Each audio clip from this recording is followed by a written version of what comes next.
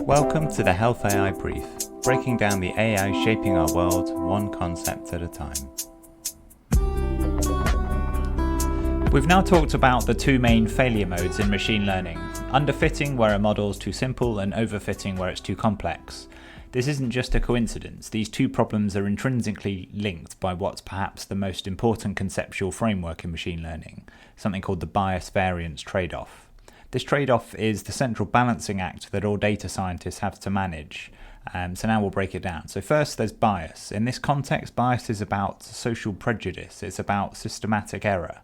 A high bias model is one that makes strong, simplistic assumptions about the data because its assumptions are too simple.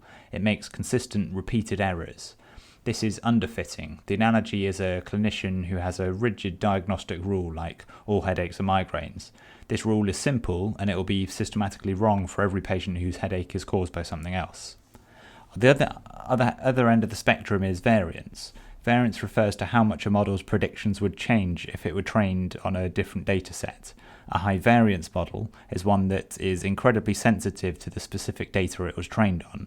It's so flexible that it learns all the noise and statistical quirks, overfitting. The analogy is a very junior trainee who overinterprets every tiny insignificant fluctuation in a patient's lab values, changing their diagnosis with every new data point, so their conclusions are more erratic and unstable. So now thinking about the important trade-off, bias and variance have an inverse relationship. If you try to decrease the bias by making your model more complex and flexible, you'll almost always increase its variance. And if you try to decrease the variance by making the model simpler and more constrained, you will increase its bias. You can't get rid of both. The goal is building a good model to find a sweet spot, the perfect balance between the two for a given problem. This bias-variance trade-off gives an important mental model for understanding the nature of AI errors. No model is perfect, but this framework helps you think about how it's likely to be imperfect in any instance. When you're evaluating an AI tool, you can now move beyond just looking at the overall accuracy and ask, what kind of errors is the model making? Are the errors systematic and predictable? Does it consistently fail on a specific subgroup of patients?